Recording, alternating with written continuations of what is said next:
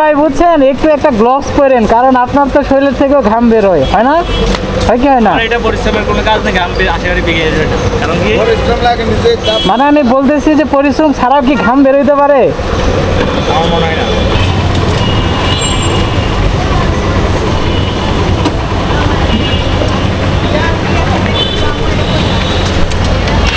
সালাম আলাইকুম ভাইজান, বানাই দিতে পারবেন? 20 টাকা বরফ দুজন যাবো, বরফ তো সবাই ভালো বরফ তো না।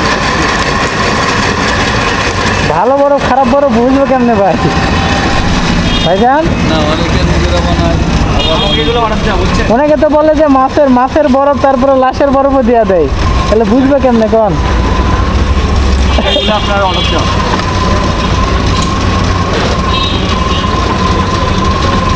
না ভালো বরফ এটা গ্যারান্টি দিবেন কেমনে কোন? একটু ঠান্ডা কম দিন ভাই। হ্যাঁ লাইট চেপে তো ঠান্ডা কম আর বেশি দেওয়ার কোনো চেষ্টা করি। বরফ যেমনি পড়তেছে। হ্যাঁ হ্যাঁ লেগা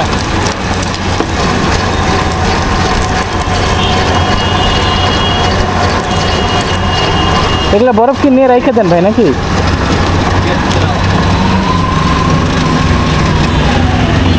এগুলো বরফ রাখেন তো, একটা বরফ দিয়ে সারাদিন হয়ে যায়?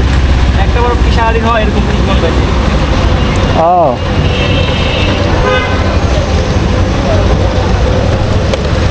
আর একটু ভালো হইতো যদি একটা গ্লাস পড়তেন আর কি, একটু ঘামও তো খাওয়াই দিলেন আর কি। যদি পারেন ভাই বুঝছেন, একটু একটা গ্লাভস পরেন, কারণ আপনার তো শরীর থেকেও ঘাম বের হয় না? হয় কি হয় না? এটা পরিশ্রমের কোনো কাজ না, ঘাম আশাকরি বেরিয়ে যাবে। কারণ কি পরিশ্রম লাগে নিজে। মানে আমি বলতেছি যে পরিশ্রম ছাড়াও কি ঘাম বের হইতে পারে? আমার মনে হয় না। পরিশ্রম ছাড়া কখনো ঘাম বেরিয়ে যাবে?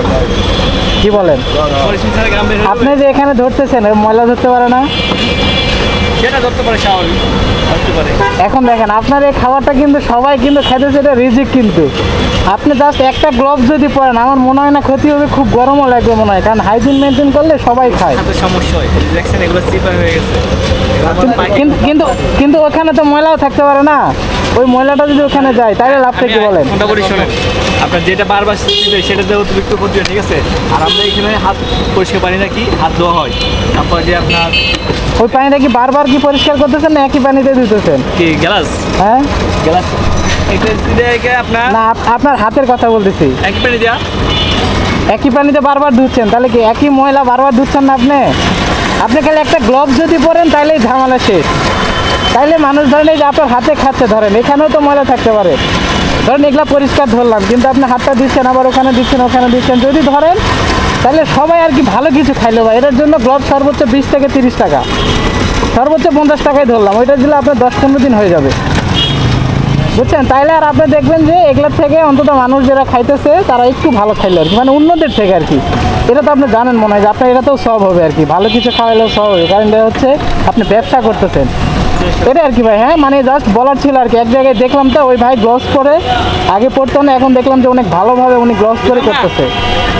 ঠিক আছে ভাই, আচ্ছা আচ্ছা যাই হোক, যেখান থেকে বলতে চাচ্ছিলাম, এখানে আসলে যৌক্তিকতা, ওনার সাথে তর্ক বিতর্ক করছিলাম না, কারণ অনেক কাস্টমার আসছিল।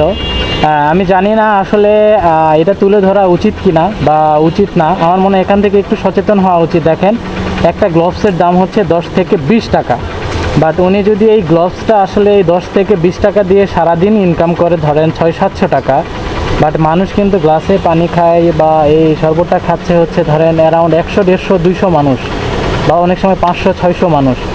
এই 600 মানুষ আসলে ওনার হাতের ময়লা খাচ্ছে এক কথায়। তো যাই হোক, আমি যতটুকু বলার বলেছি, নেক্সট টাইম চেষ্টা করব যে এরকম জায়গাতে যাতে একটা করে গ্লোভস দিয়ে ওনাকে বুঝিয়ে দেওয়া, যাতে হচ্ছে উনি এই কাজটা আর কি মানে মানে নিজের জন্যই বলে, উনি বুঝতেও পারছে, বাট আসলে বলে না যে বিভিন্ন অজুহাত দেখাচ্ছে, ওনার হাতেও কিন্তু অনেক ময়লা ছিল নখে।